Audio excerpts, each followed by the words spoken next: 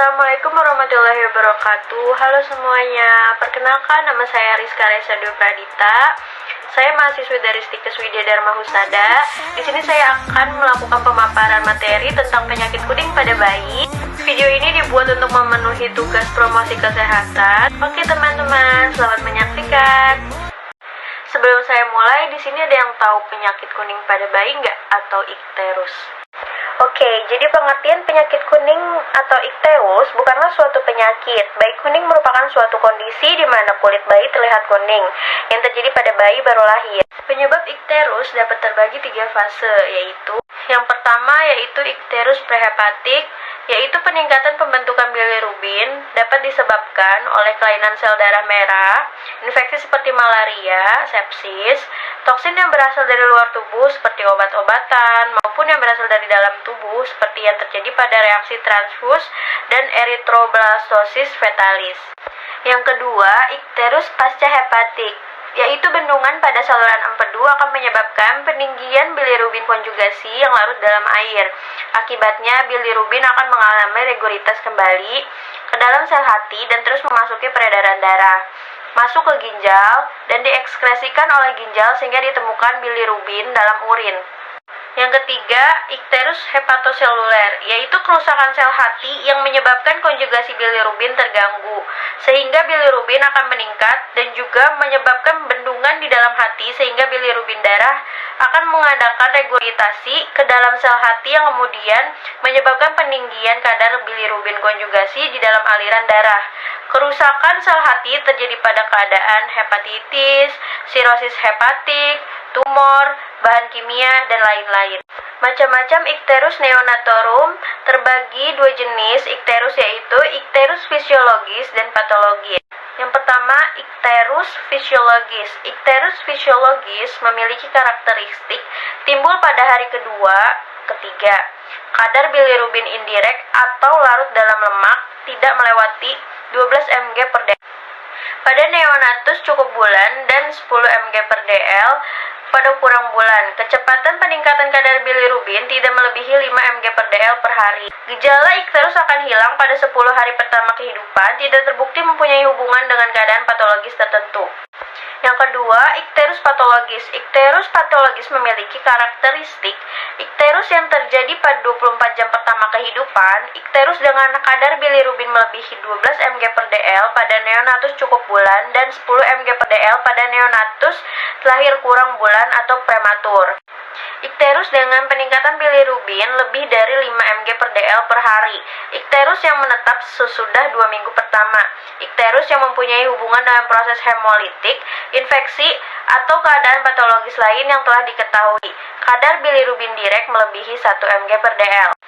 Tanda dan gejala ikterus neonatorum yaitu gejala hiperbilirubinemia dikelompokkan menjadi 2 fase, yaitu akut dan kronik. Yang pertama, gejala akut, letargi atau lemas, tidak ingin menghisap, feses berwarna seperti dempul, urin berwarna gelap. Yang kedua, gejala kronik, yaitu tangisan yang melengking, kejang, perut membuncit, dan pembesaran hati, dapat tuli, gangguan bicara, dan retardasi mental. Tampak matanya seperti berputar-putar. Penanganan ikterus neonatorum. Yang pertama, ikterus fisiologis. Bayi sehat tanpa faktor resiko tidak diterapi. Untuk mengatasi ikterus pada bayi yang sehat dapat dilakukan beberapa cara, yaitu memandikan bayi, melakukan perawatan tali pusat, lakukan pencegahan hipotermi, menjemur bayi di bawah sinar matahari dari jam 7 hingga jam 9 pagi, kurang lebih 30 menit. Berikan ASI secara adekuat. Yang kedua, ikterus patologis, yaitu bayi yang sakit dan cara cegah terjadi infeksi, yaitu dengan menjaga personal hygiene dan selalu cuci tangan sebelum kontak dengan bayi. Cek laboratorium bilirubin karena dapat pencegahan ikterus.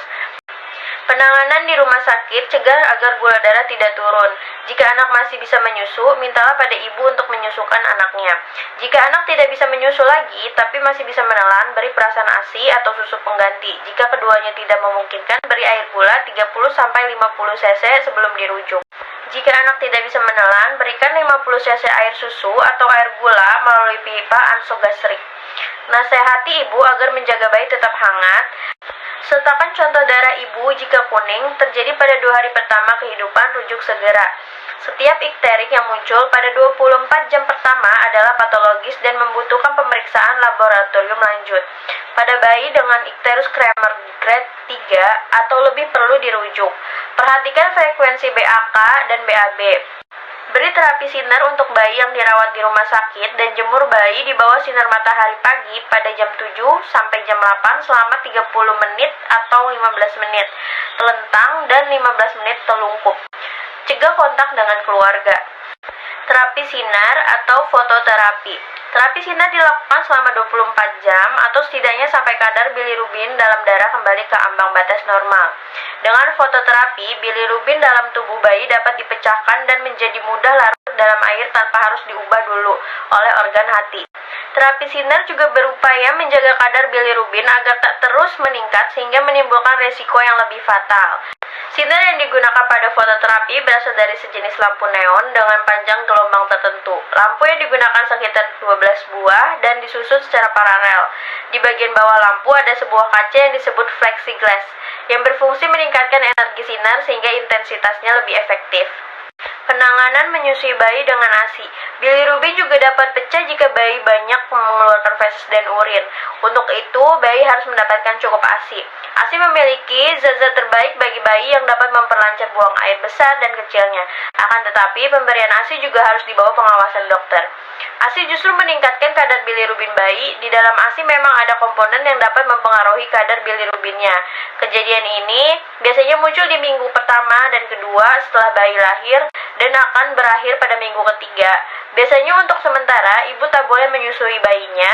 Setelah kadar bilirubin bayi normal, baru boleh disusui lagi. Baik, cukup sekian materi yang bisa saya sampaikan. Kurang lebihnya mohon maaf. Wassalamualaikum warahmatullahi wabarakatuh.